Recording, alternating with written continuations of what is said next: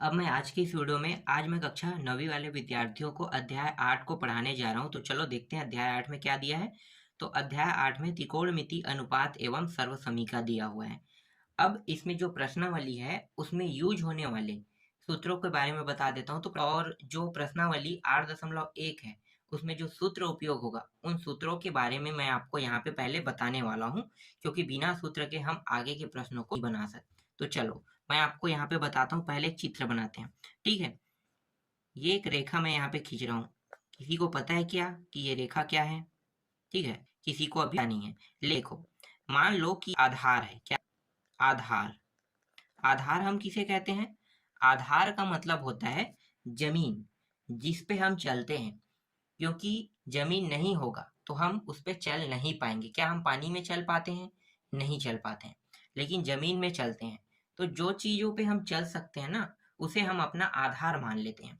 तो ये आधार है जमीन, ठीक है। तो जमीन को हम क्या कहेंगे? आधार कहेंगे। अब जमीन से मुझे यहाँ से यहाँ तक कुछ दूरी तक चला, और चलने के बाद मैं क्या कर रहा हूँ? आसमान की ओर चलने की कोशिश करूंगा। तो आसमान में चलने का मतलब होगा कि आप ऊंचे स्थानों पे चढ़ोगे।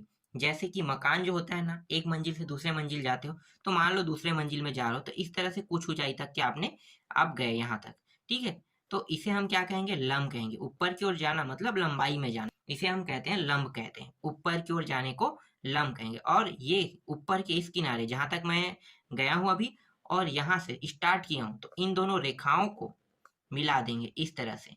तो इस रेखा को हम कहते हैं कर्ण कहते हैं। क्या कहते हैं? कर्ण। समझ में आ गया? आधार, लंब और कर्ण।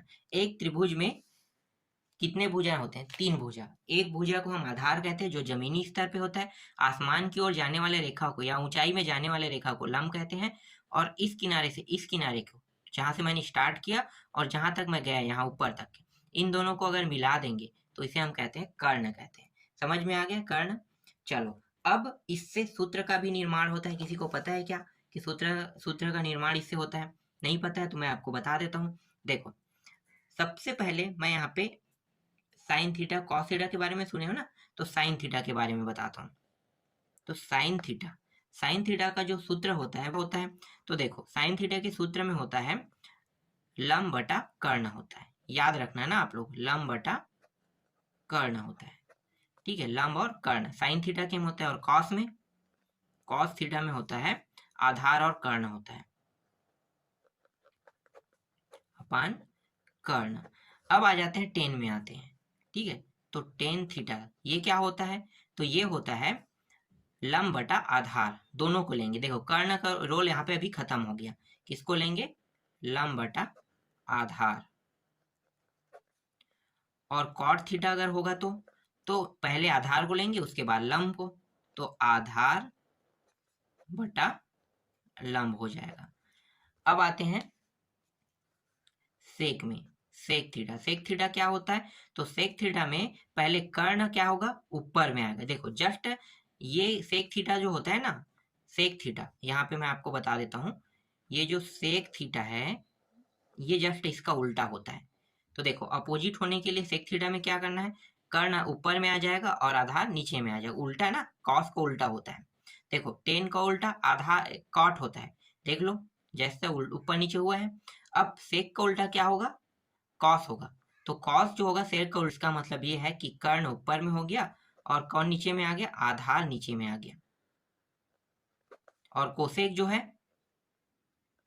कोसेक थीटा जो है ये होता है साइन थीटा का उल्टा होता है। तो साइन थीटा को देखो, साइन थीटा में क्या है? लंब दिया है तो ऊपर में क्या हो जाएगा? कर्ण हो जाएगा और नीचे में लंब हो जाएगा।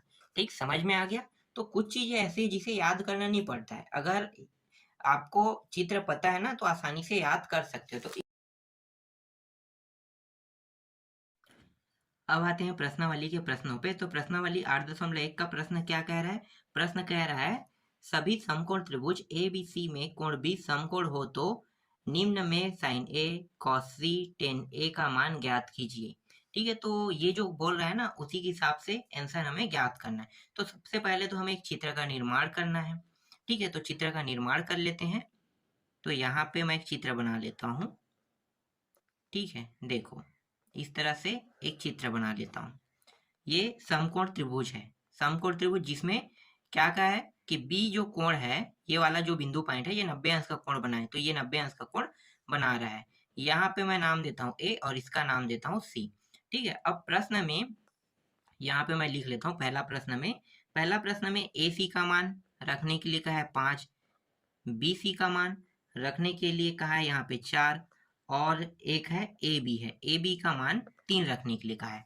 ठीक है, तो इसी के हिसाब से रख देते हैं। तो ए बी कहाँ पे है, यहाँ पे, तो इसका मान 3 रहेगा। बी सी का मान देखो तो 4 रहेगा, और ए सी का मान कितना है, 5।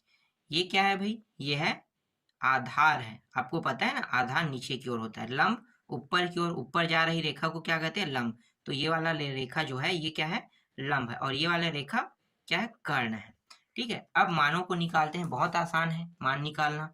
तो सबसे पहले हम साइन ए का मान निकालते हैं। साइन ए के मान निकालने के लिए आपको क्या देखना है, लंब और कर्ण को। तो यहाँ पे लिखो लंब और कर्ण, लंब और कर्ण को देखना है। तो लंब का मान कितना है, 4 होता है, और कर्ण का मान 5। तो इसका आंसर कितना आ गया, 4/5 आ गया, एक निकल गया। ठीक है, इसके बाद क्या है, कॉस सी दिया है। अब देखो यहाँ पे आ गया है कॉस सी, तो क्या आप इसे अब आसानी से निकाल सकते हो। देखो कॉस सी का जो सूत्र होता है वो होता है आधार बटा क्या होता है, कर्ण होता है। आप सभी को पता होगा आधार बटा क्या होगा, कर्ण होगा, इतना तो पता है ना। बिल्कुल, आधार बटा कर्ण होगा। लेकिन यहाँ पे देखो साइन ए है और यहाँ पे साइन सी है, तो भाई चित्र तो सेम नहीं होगा। चित्र क्या होगा, थोड़ा सा चेंज होगा। कैसे, देखो चित्र जो है दिखाई तो सेम टू सेम देगा। जैसे कि प्रश्न में कहा है कि बी बिंदु पॉइंट क्या होना चाहिए, ये का ये, क्योंकि ये 90 अंश का कोण बना रहा है, यही बस, तो ये चेंज नहीं होना चाहिए। लेकिन ए और सी का मान चेंज होगा। क्यों, क्योंकि यहाँ पे क्या है, सी है, तो सी जो है यहाँ पे आ जाएगा और ए यहाँ पे आ जाएगा। ठीक है, ये मान सब जैसा है वैसा रखोगे। ए बी का मान कितना रखोगे, अब ए बी का मान यहाँ पे 3, बी सी का मान देखो, बी सी का मान यहाँ पे 4, और ए सी का मान कहाँ पे रखोगे, यहाँ पे रखोगे।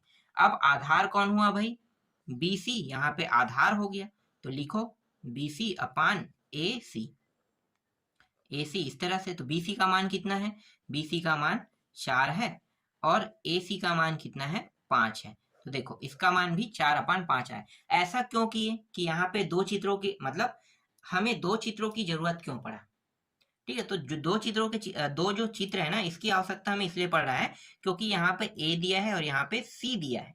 अगर यहाँ भी ए देता तो यही चित्र से हम पूरा सॉल्यूशन कर लेते, लेकिन यहाँ पे क्या है, ए है और यहाँ पे सी है, तो सी वाले के लिए क्या करेंगे, इस चित्र का उपयोग करेंगे। इसीलिए यहाँ पे चित्र क्या है, दो उपयोग हो रहे हैं। ठीक है, आगे देखो, अब यहाँ पे निकाल लेते हैं, एक सेकंड, 10 था ना, 10 ए का मान निकालो। तो 10 ए के लिए किस चित्र का उपयोग करेंगे, अब यहाँ पे देखो सी के लिए इस चित्र का उपयोग कर रहे हैं, लेकिन ए के लिए इसी का करेंगे, साइन ए और 10 ए है दोनों, तो यही चित्र उपयोग में आएगा। तो यहाँ पे क्या होता है, लंब होता है अपान क्या होगा, आधार, इसका सूत्र है। लंब देखो बीसी है, तो बीसी लंब, और आधार क्या है, ए बी है। मान रखो तो 4/3 आ गया, और यही क्या है, इसका आंसर है। ठीक, तो सभी का आंसर निकल गया। थोड़ा बहुत जो कंफ्यूजन आपको हो रहा था इन प्रश्नों में, यहाँ पे मैंने लगभग डाउट क्लियर कर दिया ए और सी वाला टॉपिक में। ठीक है, देखो दूसरा प्रश्न में आते हैं, दूसरे के मानों को लिख लेते हैं पहले। तो दूसरा में क्या क्या दिया है, ए बी का मान दिया है, ए बी बराबर 12 दिया हुआ है, बी सी का मान दिया हुआ है 5, और ए सी का मान दिया हुआ है, कितना दिया है, 13। ठीक है, ए सी का मान, हाँ ठीक है 13 है। ठीक है, इसके लिए भी वही चित्र उपयोग करेंगे। तो पहले वाले चित्र को इस तरह से बना लेते हैं। यहाँ पे बिंदु पॉइंट क्या रहेगा, बी 90 अंश रहेगा, ये ए रहेगा और यहाँ पे सी रहेगा। इस चित्र के हिसाब से देखो तो ए बी का मान कितना है, 12, बी सी का मान 5, और ए सी का मान कितना है, 13 है। पहले हम साइन ए का मान निकाल लेते हैं। साइन ए क्या होता है, बी सी। ठीक है, लंब है, ऊपर की ओर जाने वाली रेखा को क्या कहते हैं, लंब। तो लंब क्या है, बी सी, और यहाँ पे कर्ण क्या है, ए और सी, ए सी कर्ण है, मान रख दो। तो ये हो गया 5, और अपान कितना हो गया, 13। एक आंसर यहाँ पे निकल गया। ठीक है, अब यहाँ पे दूसरा निकाल लेते हैं, कॉस सी को। तो कॉस सी का सूत्र क्या होता है, आपको पता होगा कॉस सी का सूत्र। कॉस सी का सूत्र होता है आधार बटे, मैं शॉर्टकट में लिख लेता हूँ, कर्ण। ठीक है, यही होता है। तो इसके लिए क्या करेंगे, यहाँ पे सी है, इसका मतलब ये है कि यहाँ पे चित्र क्या होगा, फिर से चेंज होगा। इस तरह से आपको चेंज करने हैं। बी चेंज नहीं होगा, लेकिन यहाँ के बिंदु पॉइंट क्या हो जाएगा, सी हो जाएगा, और यहाँ पे ए आ जाएगा। अब इसके हिसाब से देखो, ए बी कहाँ पे है, एक सेकंड, ये ए है ना, ए बी कहाँ है, ये वाला, तो इसका मान 12 बन गया। बी सी देखो, बी सी का मान कितना हो गया, 5, और ए सी का मान कितना है, 13। ठीक, अब यहाँ पे आधार देखो, ये 5 है और ये कर्ण है, तो 5 अपान यहाँ पे 13 आ गया, ये भी बन गया। चलो आगे देखते हैं। इसके बाद देखो टेन को, टेन थीटा, टेन थीटा क्या होता है, टेन थीटा होता है लंब बटा आधार होता है ना। तो लंब बटा आधार में देखते हैं, तो किस चित्र को उपयोग करेंगे, टेन थीटा नहीं, टेन ए लिखो। ठीक है, टेन ए, तो टेन ए में देखो, ए वाला है, मतलब यही चित्र उपयोग में आएगा। तो लंब कितना है, 5 है, और आधार कितना है, 12, तो 5 बटा कितना आ गया, यहाँ पे 12 आ गया। यही क्या इसका आंसर है। तो देखो आपको समझ में आ रहा है ना, यहाँ पे जो डाउटेड था उसे मैं क्लियर कर रहा हूँ।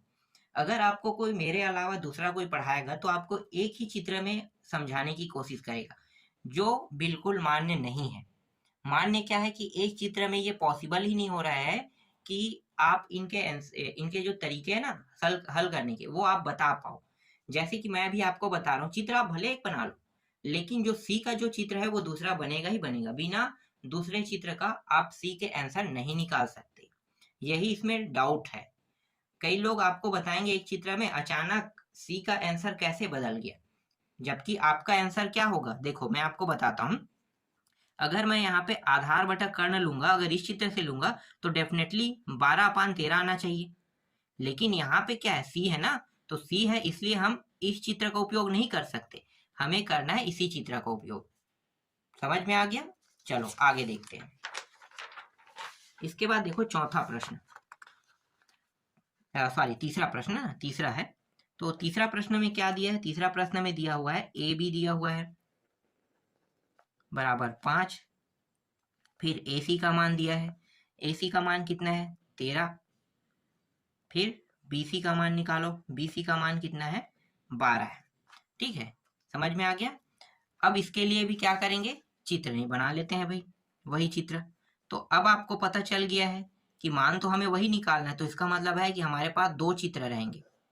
ठीक है, यहाँ पे बी बिंदु पॉइंट, यहाँ भी, इसमें ए रहेगा और यहाँ पे सी रहेगा, यहाँ पे सी रहेगा और यहाँ पे ए रहेगा। मानों को रख दो, तो ए बी का मान यहाँ पे 5 है, बी सी का मान 12 है, और ए सी का मान 13 है। सेम रखेंगे यहाँ भी वैसे ही। ठीक है, तो यहाँ भी रखते जाओ। तो यहाँ पे ए बी का मान कितना है, 5 है, ए सी का मान कितना है, 13 है, और बी सी का मान कितना है, 12 है। ठीक, अब चलो हल करते हैं। तो सबसे पहले हम साइन को निकाल लेते हैं। साइन ए क्या होता है, लंब अपान कर्ण होता है, लंब अपान कर्ण। लंब कौन है भाई, बी सी, तो बी सी लंब है, और कर्ण क्या है, ए सी। कितना होगा, 12/13 हो जाएगा। इसका आंसर आ गया। अब यहाँ पे सॉरी कॉस लेंगे ना, कॉस सी। तो देखो यहाँ पे क्या है, सी है, तो कॉस सी क्या होगा, आधार अपान कर्ण होता है इसका सूत्र। अब देखो आधार कौन है, ये वाला, तो बी सी यहाँ पे अभी आधार बन गया, और कर्ण क्या है, ए सी है। मान रखो, तो 12 बटे कितना हो जाएगा, 13 हो जाएगा। ठीक, ये भी इसका आंसर निकल गया। चलो आगे देखो। इसके बाद 10 का देखते हैं। तो 10 ए में देखते हैं। तो 10 ए का होता है लंब बटा आधार होता है। ठीक है, किस चित्र को देखना है, इसको कि इसको, ये वाला, क्योंकि यहाँ पे ए है, यहाँ भी ए है, तो ए वाले के लिए सेम चित्र उपयोग होगा। ठीक है, तो ए वाले के लिए सेम चित्र उपयोग करने वाले हैं। तो यहाँ पे लंब कितना है, बी सी है, और आधार है ए बी है। तो यहाँ पे 12 बटे कितना हो जाएगा, 5 हो जाएगा। यही क्या है, इसका आंसर है। अब आप चौथा प्रश्न बना लोगे, जैसे मैंने हल किया है सेम टू सेम। चौथा प्रश्न आप बना के देखना, आपका आंसर आ जाएगा।